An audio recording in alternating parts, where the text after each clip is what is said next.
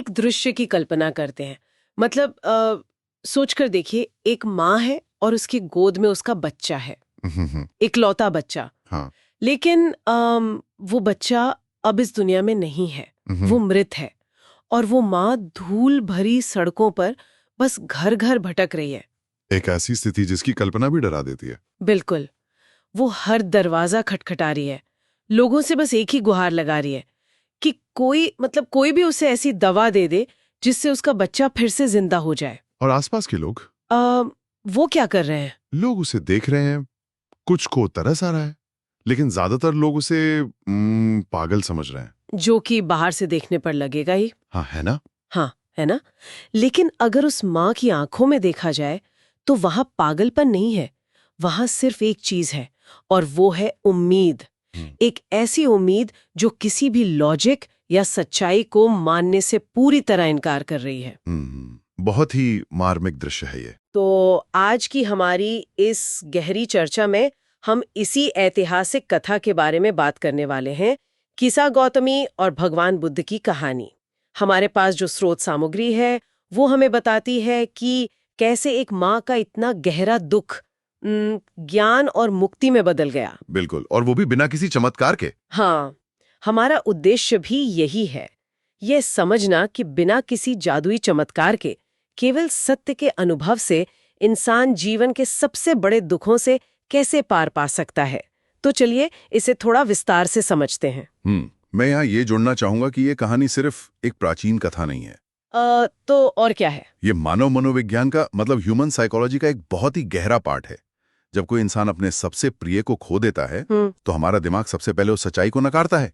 ये शोक और आघात यानी ट्रॉमा से उभरने की प्रक्रिया का एकदम सटीक चित्रण है। सही कहा। अक्सर जब हम महापुरुषों की कहानियां सुनते हैं ना, तो हमें लगता है कि कोई बहुत बड़ा चमत्कार होगा। हाँ, हवा में हाथ हिलाया और सब ठीक हो गया। एग्जैक्टली। लेकिन बुद्ध यहाँ कोई जादू नहीं करते। वो एक बहुत ही तार्किक और अनुभवात्मक रास्ता अपनाते हैं। और चमत्कार न होना ही इस कहानी की सबसे बड़ी ताकत है।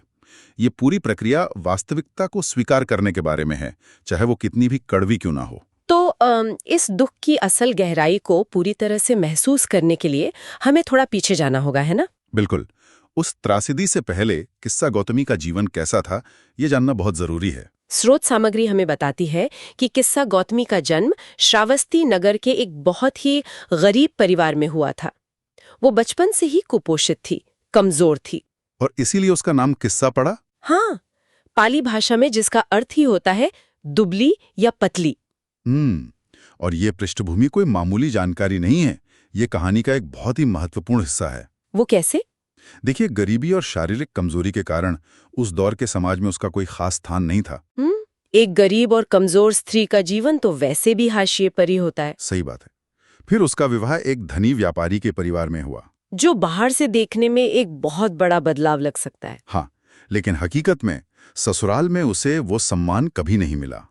एक गरीब घर से आने के कारण उसे हमेशा हीन दृष्टि से ही देखा गया। मतलब उसका रोज का जीवन उपेक्षा और तानों से भरा हुआ था। बिल्कुल। और यहीं पर वो परिस्थिति बनती है जो आगे के विनाश का कारण बनी। हाँ, क्योंकि कुछ समय बाद किस्सा गौतमी ने एक पुत्र को जन्म दिया और अचानक सब कुछ बदल लिया। उसका पूरा रुतबा ही बदल गया। ससुराल में उसे पहली बार जीवन में सम्मान मिलने लगा। अगर हम इसे आज के नजरिए से देखें तो ये कुछ एक शर्त आधारित सदस्यता की तरह था। शर्त आधारित सदस्यता मतलब कंडीशनल मेंबरशिप? हाँ, मतलब जब तक किसी के पास ये बेटा है तब तक उसे इस परिवार और समाज में सम्मान की सदस्यता मिली हुई है। वो बच्चा सिर्फ उसका बेटा नहीं था, वो समाज में उसके अस्तित्व का आधार बन गया था। बिल्कुल। उसकी पहचान, उसकी सुरक्षा, उसके इंसान होने के दर्जे का इकलौता सहारा। इस नजरिए से देखने पर बहुत कुछ साफ हो जाता है। उसने अपनी पूरी दुनिया, अपना पूरा वजूद उस छोटे से बच्चे के इर्द गिर्द बुन लिया था। वो बच्चा उसका सुरक्षा कवच था। और फिर वो भयानक त्रासदी घटती है। वो छोटा बच्चा बीमार पड़ता है और उसकी मृत्यु हो जाती है। तो ये सोचने वाली बात है, क्या ये स्वाभाविक नहीं है कि जब किसी इंसान के सम्मान और प्रेम का इकलौता सहारा पल भर में उससे छिन जाए, तो उसका मानसिक संतुलन पूरी तरह बिगड़ जाए। बिल्कुल स्वाभाविक है, वो बार बार बच्चे को झकझोर रही है, उस सच्चाई को स्वीकार ही नहीं कर पा रही है। क्योंकि सच्चाई स्वीकार करने का मतलब था वापस उसी तिरस्कार और उपेक्षा की खाई में गिर जाना। हुफ, ये कितना डरावना रहा होगा उसके लिए। आधुनिक मनोविज्ञान में इसे डिनायल या नकारने की अवस्था कहते हैं, जब आघात इतना बड़ा हो कि दिमाग उसे प्रोसेस ही ना कर पाए तो वो खुद को बचाने के लिए भ्रम पैदा कर लेता है ना। एग्जैक्टली। किस्सा गौतमी के लिए ये केवल एक बच्चे की मृत्यु नहीं थी, ये उसके उस नए जीवन की मृत्यु थी जो उसे इतने संघर्षों के बाद मिला था। इसीलिए उसने एक समानांतर वास्तविकता बना ली कि बच्चा सिर्फ बीमार है और उसे महज एक सही दवा की जरूरत है। और मृत शरीर को लेकर घर घर भटकना उसी गहरे मानसिक आघात का सीधा परिणाम था। लेकिन नगर के लोग इस दर्द को समझ नहीं पा रहे थे। हाँ, वो उसे पागल ही समझ रहे थे। कोई हंस रहा था, कोई कठोरता से सच्चाई बताने की कोशिश कर रहा था, लेकिन एक विक्षिप्त मन तर्कों से कहाँ समझता है। बिल्कुल नहीं समझता। अंत में एक वृद्ध व्यक्ति को उसकी पीड़ा समझ में आई और उसने उसे भगवान बुद्ध के पास जाने की सलाह दी। और यहाँ कहानी सच में बहुत दिलचस्प हो जाती है। हाँ, क्योंकि अब बुद्ध का प्रवेश होता है। किस्सा गौतमी अपने मृत बच्चे को लेकर बुद्ध के पास पहुंचती है और कहती है, भगवान कृपा करके मेरे पुत्र को जीवित कर दीजिए। ऐसे समय में कोई भी सामान्य गुरु शायद जीवन और मृत्यु का एक लंबा चौड़ा उपदेश देना शुरू कर देता, जो कि अक्सर होता है। लेकिन बुद्ध का जवाब बहुत हैरान करने वाला था। उन्होंने सिर्फ इतना कहा, मैं तुम्हारी सहायता कर सकता हूँ। अगर हम इसे व्यापक संदर्भ में देखें तो बुद्ध यहाँ एक पारंपरिक धार्मिक गुरु की तरह बिल्कुल नहीं सोच रहे थे। तो वो कैसे सोच रहे थे? वो एक बेहद कुशल मनोवैज्ञानिक की तरह व्यवहार कर रहे थे। साइकोलॉजिस्ट की तरह। हाँ, जब किसी व्यक्ति का मन पूरी तरह से टूट चुका हो, जब वो भ्रम की गहरी खाई में हो, तो उसे कोरे उपदेश समझ नहीं आते। सही बात है। अगर कोई उसे उस वक्त बताता कि मृत्यु अटल है, तो वो उसे अपना दुश्मन मान लेती। बुद्ध ये बात बहुत अच्छी तरह जानते थे, इसलिए उन्होंने उसके भ्रम को चुनौती देने के बजाय उसका विश्वास जीता। मैं तुम्हारी सहायता कर सकता हूँ कहकर उन्होंने उसके पैनिक को शांत किया और उसे महसूस कराया कि उसे सुना जा रहा है। उसके बाद बुद्ध ने उसे एक काम दिया। उन्होंने कहा, मुझे कुछ सरसों के दाने ला कर दो। सरसों के दाने? सरसों उस समय हर घर की रसोई में आसानी से मिलने वाली चीज थी। एक पल के लिए किस्सा को लगा होगा कि ये तो बहुत ही आसान है। ये उसके लिए एक झूठी उम्मीद की तरह था। हाँ, लेकिन बुद्ध ने तुरंत एक शर्त जोड़ दी। शर्त ये थी कि सरसों के दाने ऐसे घर से लाने हैं जहां कभी किसी की मृत्यु न हुई हो। ये तरकीब अपने आप में एक मास्टर स्ट्रोक थी। कैसे? इसने उसे एक ऐसा लक्ष्य दिया जो शुरुआत में पूरी तरह संभव लग रहा था, लेकिन हकीकत में ये उसे एक बहुत बड़ी सच्चाई से टकराने के लिए तैयार कर रहा था। मतलब बुद्ध ने यहाँ शब्दों के बजाय उसे एक अनुभव्यात्मक कार्य दिया। हाँ, एक एक्सपीरियंशियल टास्क। वो चाहते थे कि किस्सा गौतमी खुद उस सत्य को खोजे। क्योंकि जब हम किसी बात का अनुभव खुद करते हैं तो वो ज्ञान भीतर तक उतर जाता है ना। बिल्कुल। बुद्ध ने उसकी उम्मीद को तुरंत तोड़ने के बजाय उसे एक ऐसी यात्रा पर भेज दिया जहां वो उम्मीद अपने आप एक गहरी, कटु लेकिन मुक्त करने वाली समझ में बदल जाने वाली थी।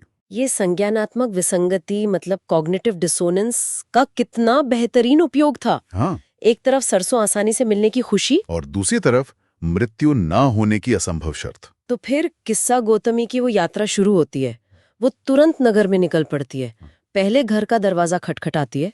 सरसों के दाने तो तुरंत मुट्ठी में आ जाते हैं, लेकिन जैसे ही वो अपनी शर्त पूछती है, क्या इस घर में कभी किसी की मृत्यु हुई है, तो जवाब क्या मिलता है? सामने से भारी मन से जवाब आता है कि हाँ, पिछले ही साल हमारे दादाजी की मृत्यु हुई थी। वो दाने लौटा देती है और आगे बढ़ जाती है। दूसरे घर, तीसरे घर, चौथे घर। हर दरवाजे पे सरसों तो है, लेकिन हर दरवाजे के पीछे मृत्यु का साया भी है। ये पूरी प्रक्रिया कितनी भारी रही होगी। माता पिता को खोया था, किसी ने जवान पति को, किसी ने पत्नी को, और कई माताओं ने अपने बच्चों को खोया था। स्रोत सामग्री स्पष्ट करती है कि ये कोई 1-2 घंटे का काम नहीं था। हाँ, पूरा दिन बीत गया था। वो सुबह से शाम तक एक घर से दूसरे घर भागती रही, लेकिन उसे पूरे श्रावस्ती नगर में ऐसा एक भी घर नहीं मिला जहां मृत्यु ने प्रवेश न किया हो। अगर इसे आज के नजरिए से समझने की कोशिश करें तो ये एक तरह का डेटा कलेक्शन सर्वे बन गया था। बिल्कुल, एक बहुत ही दुखद सर्वे। किस्सा गौतमी को उस सुबह तक यही लगता था कि दुख का ये पहाड़ सिर्फ उसी पर टूटा है। वो खुद को उस अन्याय की इकलौती शिकार मान रही थी। लेकिन इस सर्वे ने साबित कर दिया कि हर दरवाजे के पीछे दुख का एक अदृश्य बोझ छिपा है। ये जानना कि दुख सिर्फ हमारा नहीं है, इंसानी मन पर बहुत गहरा असर डालता है। और यही वो क्षण था जब उसके भीतर एक गहरा बदलाव होने लगा, है ना? हाँ, जब इंसान अपने दुख में डूबता है तो वो बहुत आत्मकेंद्रित हो जाता है। मतलब सिर्फ अपने ही बारे में सोचता है। ऐसा लगता है जैसे पूरी दुनिया में सबसे ज्यादा पीड़ा सिर्फ हमारे ही हिस्से आई है। लेकिन जब किसानी ने देखा कि हर घर में रोने की आवाजें गूंज चुकी हैं, तो उसका वो व्यक्तिगत शोक एक सार्वभौमिक सत्य में बदलने लगा। एक यूनिवर्सल ट्रूथ।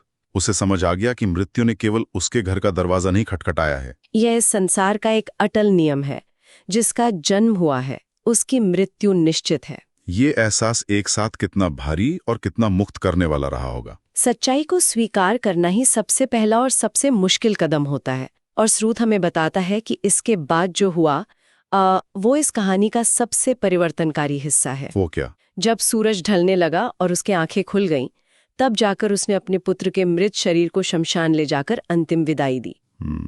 उसने उस शरीर को छोड़ दिया, बुद्ध के पास वापस लौटी। यहाँ ध्यान देने वाली बात यह है कि जब वो सुबह बुद्ध के पास गई थी तो वो एक विक्षिप्त, रोती बिलखती माँ थी जो किसी भी कीमत पर अपना बच्चा वापस चाहती थी। लेकिन जब वो शाम को लौटी तो उसके चेहरे पर एक अजीब सी शांति थी, जो किसी चमत्कार से नहीं बल्कि सत्य के सीधे दर्शन से आई थी। और जब वो बिना सरसों के लौटी तब बुद्ध ने उसे वो उपदेश दिया जिसके लिए वे सुबह से उसका मन तैयार कर रहे थे। हाँ, बुद्ध ने कहा, जिस प्रकार बाढ़ सोते हुए गांव को बहा ले जाती है, उसी प्रकार मृत्यु सबको अपने साथ ले जाती है। ये पंक्ति बहुत गहरी है। जिस प्रकार बाढ़ सोते हुए गांव को बहा ले जाती है, उसी प्रकार मृत्यु सबको अपने साथ ले जाती है। ये सच में बहुत कुछ सोचने पर मजबूर कर देती है। बिल्कुल। बाढ़ कभी ये नहीं देखती कि कौन गरीब है, कौन अमीर है, कौन अच्छा इंसान है, कौन बुरा। वो ये भी नहीं देखती कि कोई माँ अपने बच्चे से कितना प्यार करती है। वो बस आती है और सब कुछ अपने साथ ले जाती है। क्योंकि प्रकृति के नियम भावनाओं से परे होते हैं। ये एक महत्वपूर्ण प्रश्न खड़ा करता है। क्या? आखिर कैसे संसार के दुखों की सर्वव्यापकता को समझने मात्र से हम अपने निजी दुख से मुक्त हो सकते हैं? ये कोई जादुई गोली नहीं है, ये एक बहुत ही गहरा दार्शनिक बिंदु है। मतलब? देखिए, जब तक किसी को लगता है कि उसके साथ कुछ विशेष रूप से गलत या अन्यायपूर्ण हुआ है, तब तक वो पीड़ित महसूस करता है। वो सोचता है मेरे साथ ही ऐसा क्यों? बिल्कुल। लेकिन जब वो देख लेता है कि ये अंधाधुंध चलने वाला प्रकृति का नियम है, तो उस पीड़ा से वो अन्याय और व्यक्तिगत शिकार होने का भाव हट जाता है। बुद्ध ने उसे ठीक यही दृष्टि दी थी। हाँ। और इसके बाद किस्सा बौत्मी ने जो रास्ता चुना, वो भी कम प्रेरणादायक नहीं है। उसने क्या किया? स्रोत सामग्री के अनुसार इस कड़वे लेकिन मुक्तिदायी सत्य को जानने के बाद उसके भीतर गहरा वैराग्य उत्पन्न हुआ। उसने समझ लिया कि संसार के किसी भी रिश्ते में स्थायी सुरक्षा नहीं है। हाँ, और उसने बुद्ध से प्रवृज्जा मांगी, मतलब वो भिक्षुणी संघ में शामिल हो गई। उसने अपना पूरा जीवन धम्म और ध्यान के गंभीर अभ्यास को समर्पित कर दिया। और यहाँ स्रोत में एक और बहुत ही सुंदर लेकिन रहस्यमयी घटना का जिक्र है। वो दीपक वाली घटना। हाँ, एक दिन वो ध्यान कर रही थी और उसने एक दीपक की लौ को बुझते हुए देखा। बस उस एक दृश्य ने उसके जीवन को पूरी तरह से बदल दिया और उसे अरहंत तत्व की प्राप्ति हुई, जो बौद्ध धर्म में ज्ञान की सर्वोच्च अवस्था मानी जाती है। लेकिन दीपक की लौ का बुझना, ये दृश्य सुनने में बहुत साधारण लग सकता है। वही तो, रोजमर्रा की जिंदगी में कितने ही दिए, कितनी ही मोमबत्तियां बुझती हैं। लेकिन उस विशेष मानसिक अवस्था में पहुंच चुकी किस्सा गौतमी के लिए जी, ये एक बहुत बड़ा और अंतिम संदेश था। कैसे? सही है, वो कुछ परिस्थितियों, कुछ कारणों से अस्तित्व में आता है, और जैसे ही वे परिस्थितियां बदलती हैं या समाप्त होती हैं, जीवन समाप्त हो जाता है। इसी को अनित्यता या क्षण भंगुरता कहते हैं। लेकिन मेरा सवाल फिर भी यही है कि एक लौ का बुझना किसी के दिमाग के तारों को हमेशा के लिए कैसे जोड़ सकता है? ये इतना शक्तिशाली कैसे हो गया? क्योंकि आमतौर पर हम चीजों को सिर्फ सतही तौर पर देखते हैं।